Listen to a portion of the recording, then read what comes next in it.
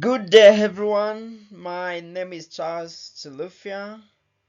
I'm a master's student doing masters in business administration general, and I'm looking at one of the most interesting topic, which is integrated organization change management and its influence on project delivery and operation readiness.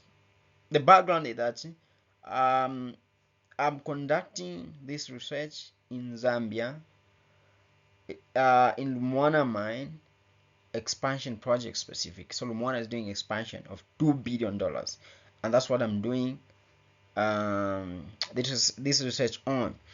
And a bit more background again is that I have worked on some project, and I've seen how people leave the project, how people come on the project. As the project progresses, people keep coming, people keep leaving. But how is the project delivery being influenced by this organization change management that happened within the short period of time?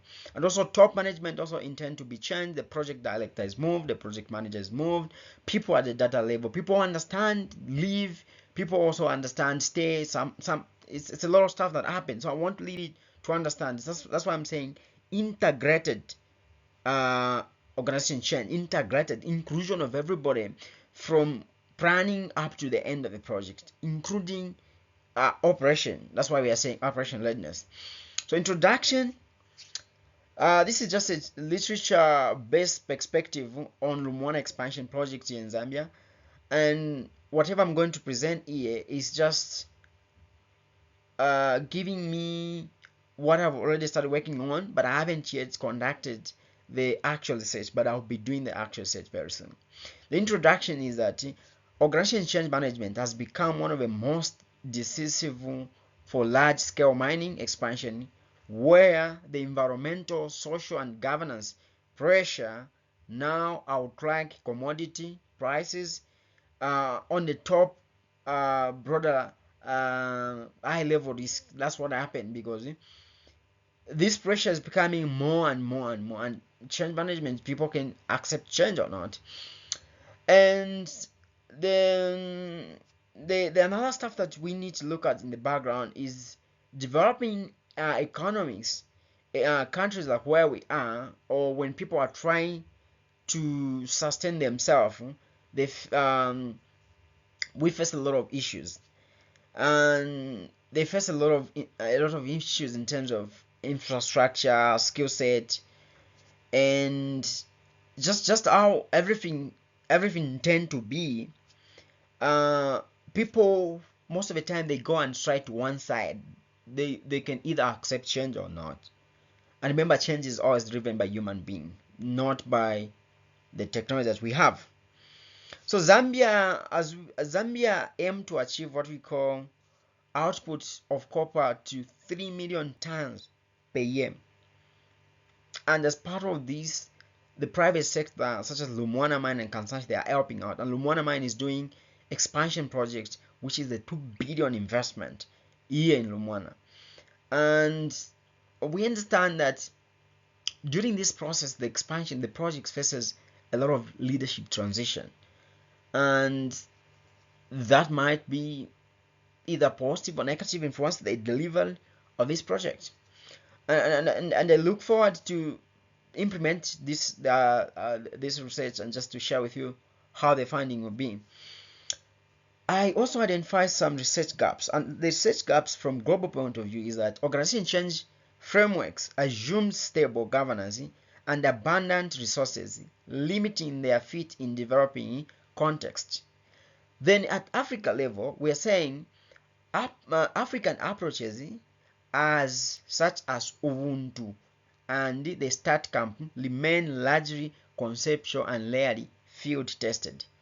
So we don't have a lot of tests on organization change.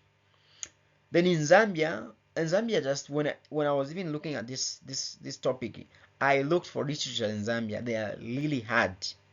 So in Zambia, we have very small empirical evidence showing how organization change delivers jointly shape project delivery and also operation readiness. Just in Zambia, bigger project, and maybe the 2 billion expansion project on Lumwana maybe might be one in a decade. Maybe it's one of the first time in Zambia, and maybe that's the reason why you don't have that. My objective, I'm looking at 3 objectives. The first objective, I'm examining leadership, sponsorship, and communication quality on the project delivery and outcome. The second, I'm evaluating capacity development and employee adoption for operational readiness. Then the last objective, I'm analyzing how integrating the Adaka and Quotas 8-step model strengthening governance and performance. This is the 3 main objectives. The methodology. So the setting of the methodology is the Lumwana Expansion Project Department coordinating a 2 billion program or implementing the 2 billion investment for Lumwana mine. So I'm just looking at Lumwana expansion as a department, not the whole entire Lumwana mine. Then my research design, it's simply qualitative. Start with 10 to 15 purposive sampled participants across function and law levels. And some of my major specific target will be the project manager, the managers, then the superintendent. These are key people that influences the project. They most of the time, even in any other organization, these key people, project manager, keep on changing. The manager keep on changing. Especially if a project manager keep on changing, then you can even tell either we can be positive or negative. Then the data, I'll simply do the same structured interviews with a non-intrusive observation of a routine governance forums. I'll do that, and I'll focus on the same structured interview so that I can quickly give feedback and also get the input direct as a primary data. Then analysis, I'm going to use illustrative thematic coding across leadership, communication, capability, and also enforcement. All the areas I'm going to use the thematic analysis. Then let's look at the conceptual framework. Conceptual framework simply means leadership. Leadership in this project simply means leadership, sponsorship, communication quality, capability development, governance, and enforcement, which is going to push the final outcome to project delivery and operational readiness. Literature based on the findings. So maybe 3 key. I reviewed a lot of literature on this area, and one of the 3 that I picked on this poster is Lagi 2021, who looked at leaders created agents but weak follow-up, limited lasting adoption. Then the second one is Botha 2022, a start camp, fear of automation and uneven training, short adoption. Then my third one is Chuvin 2022, who looked at the fear of job loss and poor communication drive resistance. So some people, they just fear to lose their job and they cannot accept change, or they may accept change. Then my sympathies is change is shaped more by human perspective and communication than technology or technical processes alone. So you cannot just, you are technical and you're gonna do change. No, change is also, it's really learned on people, because change, we are doing the change management because of people, because people want change, because people don't want to change. So that's why it's driven by human perspective. Then my expected finding in this one, I'm expecting leadership, sponsorship. Under that, I'm expected to find the strong schedule and budgeting adherences and visible commitment, because it's a project management.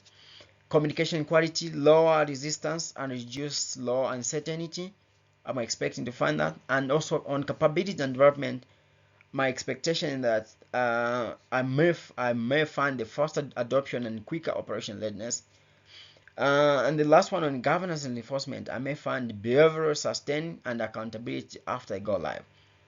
Then my conclusion in this one will be the four drivers work together, not in isolation, and to enable success, transformation, and readiness.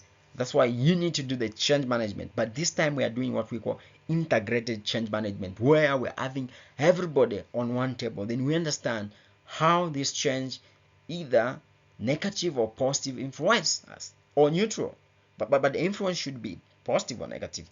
My recommendation is sustained visible execution sponsorship through delivery, communication continuity with all stakeholders, and also just to make sure that you reinforce the change through the right people and validate via the correct channels. So thank you so much for listening to me, and I look forward to come and present with you my actual research after I implement this. This is one of the great and one of the most interested topic that I'm conducting. Thank you for your time.